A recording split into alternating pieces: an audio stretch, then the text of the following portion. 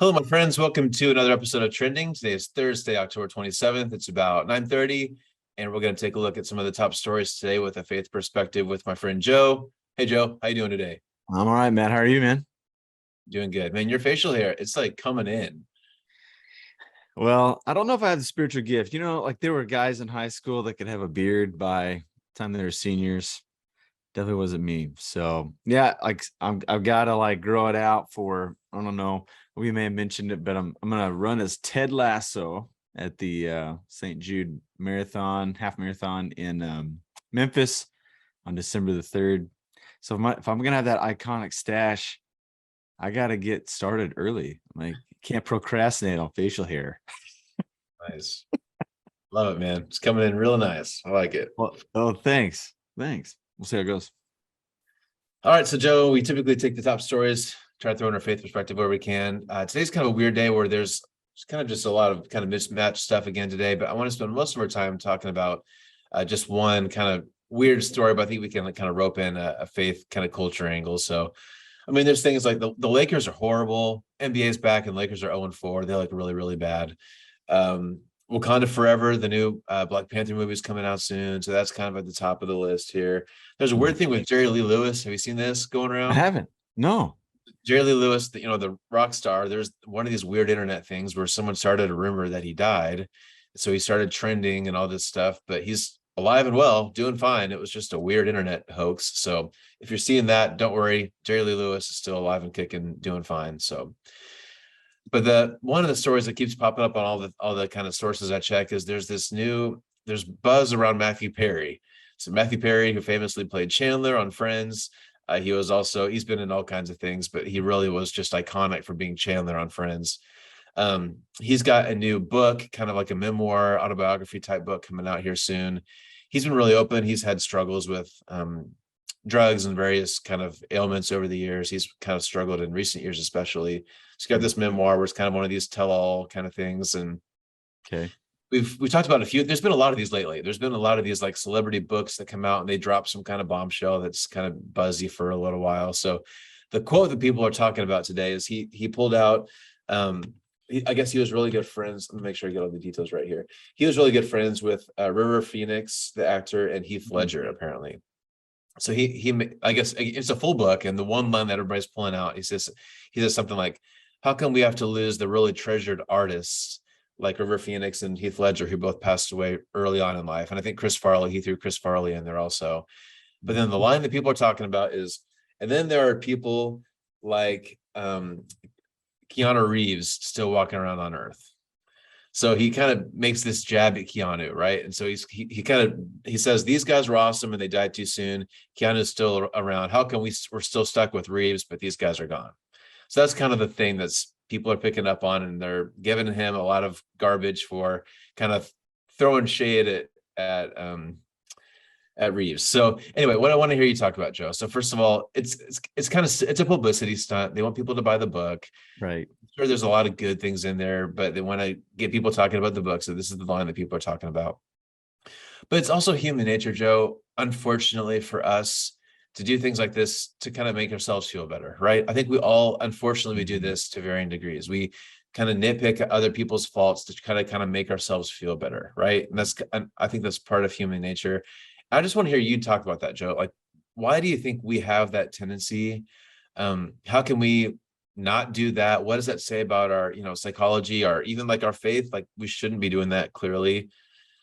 What do you make sense of all this Matthew Perry, Keanu Reeves brouhaha this morning? Well, there's a lot to sort out there. I guess I don't know. I would want to ask some clarifying questions to Matthew Perry. I mean, obviously he admired, a few people who have died early in his mind, and he doesn't admire Keanu Reeves. I think, I don't know. I wonder what Keanu Reeves thinks. I mean, it'd be awesome. My favorite comeback, if I could coach Keanu Reeves, would be to say, Matthew Perry, I don't even know who he is. Like, I think you say something like that to cast some shade. Aren't you on TV like 20 years ago? Yeah, never heard of her. But no, I mean, I think what's missing there is, I think there's an assumption that Chris Farley and River Phoenix and Keanu Reeves all had the same opportunity, same struggle. And, how is it that Keanu is able to, still be here while these guys were taken away? I mean, it's just an unfair statement. And he's probably just using hyperbole. At some others' expense is not great. But, I don't know, like we were at a small group last night, and we were talking about Genesis 2 and 3 with Adam and Eve. And at the beginning of that story, one of the themes is that they were naked, but they felt no shame, right? So there's a sense where their setup was fine, and they didn't have any sort of like scale of it could be better or it could be worse. Like, we are just content, we are healthy and in this moment, right? But something happened after they ate from the tree of the knowledge of good and evil. Their eyes were open and they saw that they were naked. And they do a couple of things that we tend to do in our human experience. So that's why I think Genesis 2 and 3 is helpful for just like evaluating all of human experience. One of the things that they do is they try to create temporary coverings for themselves. They take leaves off trees and vines or whatever. And it seems like a good idea at the time, but we all know that when leaves are separated from their branches, they're just not going to last very long. Like, to put it weirdly, like their surface area will diminish and they will not cover what you need to cover there. And so don't we do the same thing? Like, we, in a sense, in a time of vulnerability, we will take something that we think will help us, but it only seems to be a temporary fix, right? And so you can fill in the blank there. But when God comes to sort it out, when he takes a walk through the garden in the cool of the evening, and he's looking for Adam and Eve, they do a couple of things when he sorts it out. They blame somebody else and they hide. Whenever we are exposed, we will blame somebody, either somebody convenient or something obscure like culture. Like, oh man, culture is out to get me again. Yeah, right. And so, or we hide, and we can hide in plain sight in many creative ways. That's something that I admire about Dallas Willard. Dallas Willard said, when Jesus talked about genuine faith, he said we need to have faith like a child. He's like, because one of the things that children do is that they cannot hide what they're feeling, what they're experiencing. He's like, when we get into adulthood, we get pretty savvy at hiding what's really going on within us. And so there's a sense in comparison, either real comparison or just a convenient comparison that helps us to avoid what's going on deep within us. I remember this happened, and I think we may have brought this up before, but when Charlie Sheen was kind of going off the deep end and everyone could not wait for a camera and a microphone to be in front of him to figure out what he's going to say next. I think one of the news outlets had one of his friends on just to kind of get some sort of an update on how he's doing. And I forget who it was, and maybe I could find it and throw it on here. But the friends kind of took the moment to say, why is it that we draw attention and we take note of how other people are struggling when we got enough to deal with on our own?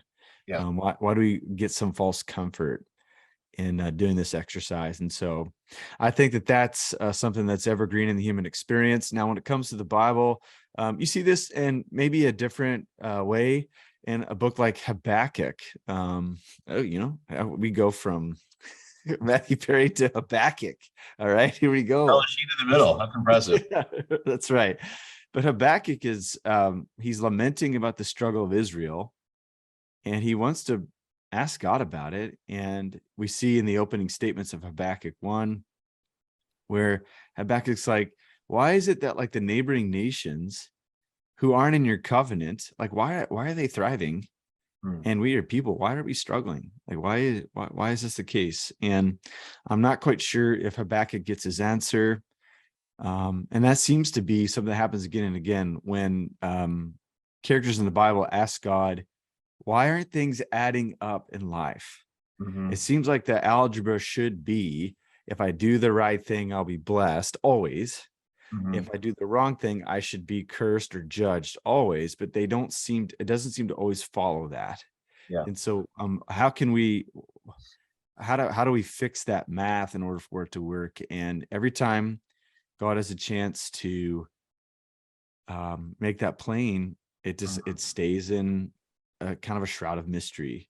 Yeah. And so maybe what's at stake is the gift of the present. The present being what is the next faithful step? What should I do now?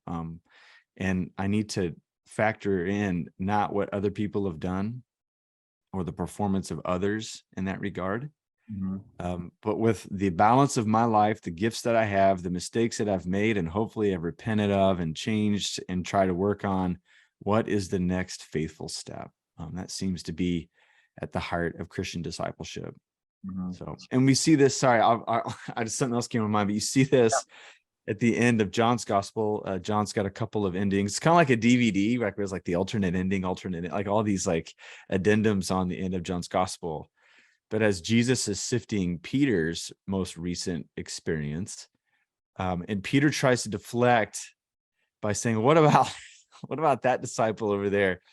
And Jesus is like, man, I ain't playing this game with you. Like, if I want him to live until I return and reappear, like, that's up to me. It's not up to you. Like, follow me. And that's I think what all of us need to hear, because all of us can find ourselves in the face of Peter. We don't want to deal with the harsh realities of our own life.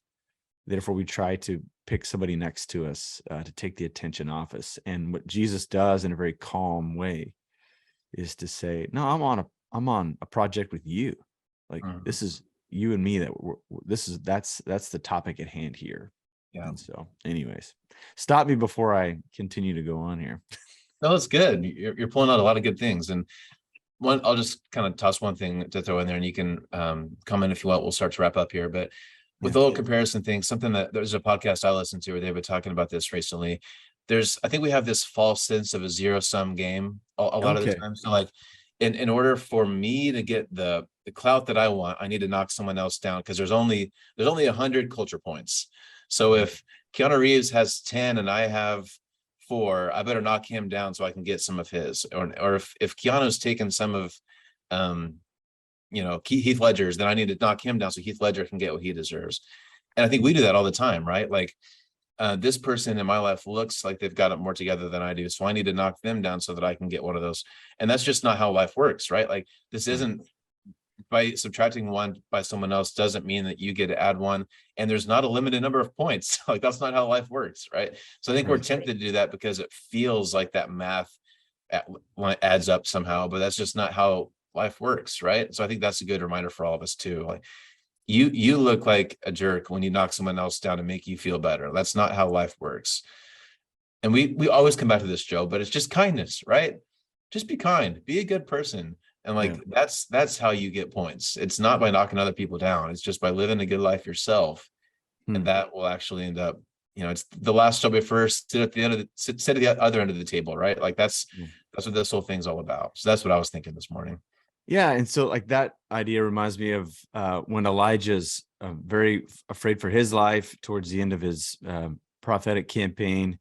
He's being threatened. He runs away. He really is in a deal of despair at the depth of depression. And he's like, I'd rather die. Like this world is not big enough for me to remain with all the problems that I have. And he tells God, like, I'm the only one of your prophets left. And God's like, I've already spared 3,000 others or whatever the count was. He's like, and so I just feel like the zero-sum game, it is not helpful because it does put us in a frantic. It puts us in like the tilt is what gamblers call it. Like when you lose a few hands, you feel like you got to get that money back. And so you get more aggressive and you tend to dig a deeper hole. Yeah. And so the zero-sum game really doesn't work. And plus that's just like the world's bigger than that. And as believers, like, isn't God able to weave our thread of our life into the bigger tapestry, and we don't have to worry about those threads being pulled out of the way so that we can have room. But we can trust the long game and like maybe develop a better currency, the currency of making peace, making friends, and enjoying the goodness of life. That's what like Ecclesiastes, what I like about how the orders of the books of the Bible in the Old Testament, at least for the Christian Bible, is that it has Proverbs and Ecclesiastes side by side. because Proverbs, like the balance of it says, if you do these things, more than likely you'll get blessed, or if you do these things negatively, you'll get cursed. So it's got like this if then, and then Ecclesiastes next door is like, actually, second half of life, after I've reflected on all this performance driven stuff beforehand, the most wise thing is to have a slow meal with your friends and to enjoy life, follow the commands, of course, but enjoy your family, enjoy your work, because there's just so much parked in mystery that we'll never be able to figure out the math and get ahead of it. And so I don't think we learn that the first half of life. I think we learn that the second half of life. First half, there's something Richard Rohr says, first half of life, you kind of do the if then, because you need like a hard container, you need to fill it with success, fill it with performance, only to kind of leave it behind in the second half of life. And you move to more of a both and, more into mystery, more into gray. And that's where wisdom is waiting, is I don't have to have the final answer. I don't have to all, it doesn't have to all be rendered. But I'll be measured more on the relationships that I have and how I conduct myself in the day to day and how I help to lift others around me. So I think that's really true. There's like the saying in like in my world, in like media and art especially, there's kind of this rule that you have to learn the rules before you can break them. It's like a lot of the famous artists and media people do things that are against the rules, but it's not because they don't know the rules. They've studied their whole life and they understand it so well they can do something that you're not supposed to do effectively. Kind of what you were just saying. You gotta, your first half of life, you kind of follow the if then until you learn how you can adjust on your own. And I think that's really wise. Yeah, and like we just recognize there's something else going on, right? In work, it's not just doing the company's thing, getting a paycheck, supporting my family. It is that, but it's also lifelong relationships. It's how work helped me deal with things in my life that I didn't recognize before. It kind of just reminds me of, we've talked about it before, like the infinite game, finite game, Simon Sinek stuff. But it also reminds me, like I mentioned this in my favorite things last year, but like the Bills Mafia, consider the Bills Mafia. Yes, they want the Bills to win football games. And they do outrageously generous stuff for fan bases and organizations way outside of what benefits them. Right. So, consider the way of the Bills Mafia. Who would have thought that would lay on a church? Dude, we covered a lot of ground today. I love it, man. I think we're the only show, whatever we are, that covered this much ground. I love it, man. We got Matthew Perry, we got Habakkuk, we got Bills Mafia. You heard it here first, only on Trending. All right, man. Well, I got a full day. You got to get to a meeting. We've covered a lot of ground today. Anything to close out with, Joe?